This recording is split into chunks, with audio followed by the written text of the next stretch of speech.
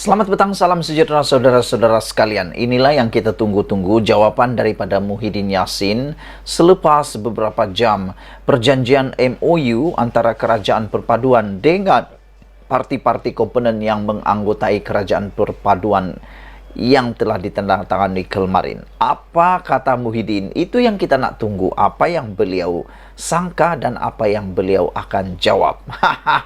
Okey, baiklah.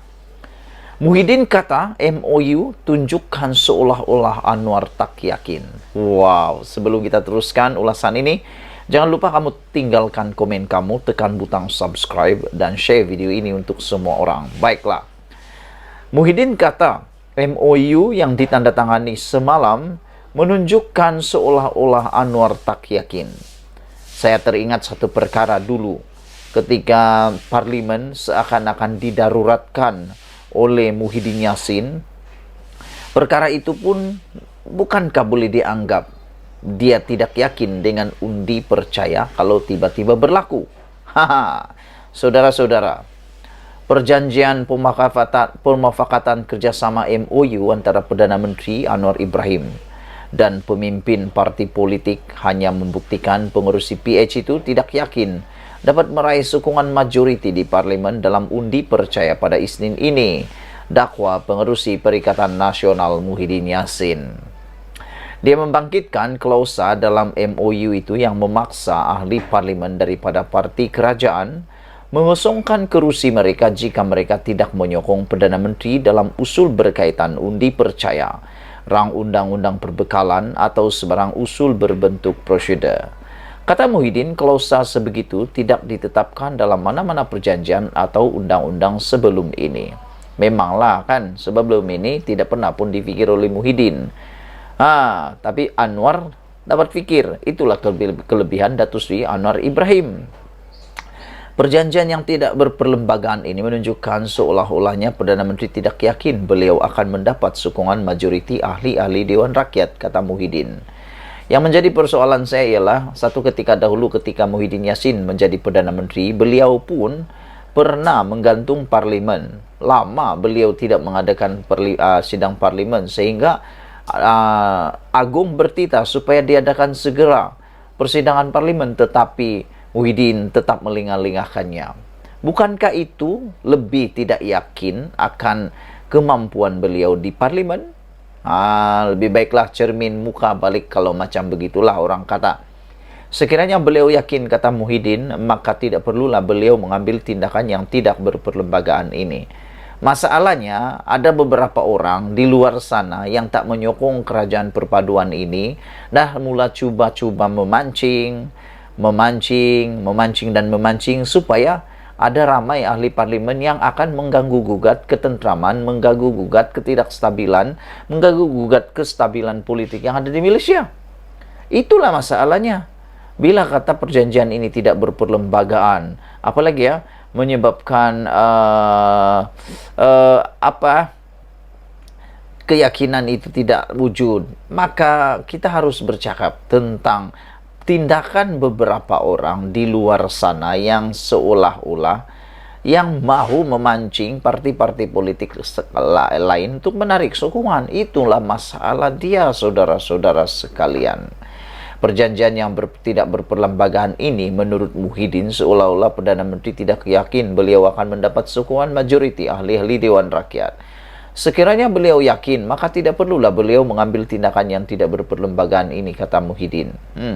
Lebih daripada itu, saya bimbang sekiranya perjanjian ini dianggap sah, maka kerajaan pimpinan PH akan memaksa ahli-ahli Dewan Rakyat mereka mengundi usul-usul atau rang undang-undang lain pada masa akan datang, termasuk berkaitan dengan perlembagaan, pindahan perlembagaan, katanya dalam satu kenyataan hari ini. Antara perkara yang menjadi kontroversi dalam perjanjian itu ialah perkara 4 yang menetapkan bahawa ahli parlimen dalam kerajaan perpaduan yang gagal mengundi atau menyokong Perdana Menteri dalam usul seperti undi percaya, rang undang-undang perbekalan atau sebarang usul berbentuk prosedur yang mempunyai kesan kepada keabsahan kerajaan persekutuan, dikira meletak jawatan. Sebagai kesannya, kerusi ahli parlimen itu akan dikosongkan mengikut perkara 49E dalam kurungan 1 Perlembagaan Persekutuan, dan parti ahli parlimen terbabit perlu memberitahu Speaker Dewan Rakyat tentang kekosongan itu. Untuk notis diberikan kepada Suruhanjaya Pilihan Raya untuk mengadakan pilihan raya kecil. Muhyiddin yang juga bekas Perdana Menteri berkata ahli parlimen kerajaan tidak boleh dipaksa untuk memberikan undi tertentu, walaupun gabungan dalam kerajaan mempunyai persefahaman. Itulah masalah dia. Lain yang mengundi, lain yang tanda tangan, lain yang terlibat dalam perjanjian, lain pula yang bising. Yang menandatangani perjanjian ini tak bising pula, tapi Muhyiddin pula yang tak terlibat langsung bising pula. Apa sebenarnya mereka takut? Anda undilah ikut kehendak kamu sendiri. Tapi biarlah kerajaan itu dengan perjanjian mereka sendiri.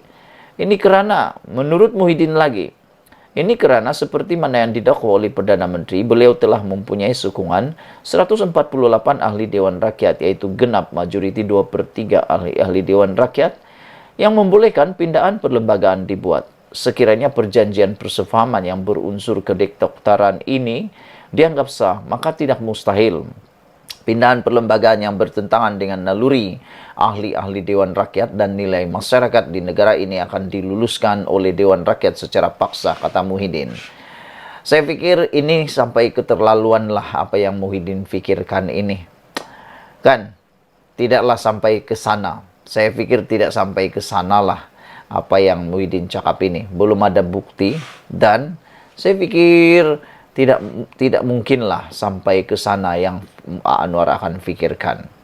Mungkinkah ini hanya satu sandiwara daripada Muhyiddin Yassin kerana tidak puas hati, tidak dapat mengganggu-gugat lagi kerajaan pimpinan Datuk Seri Anwar Ibrahim ini.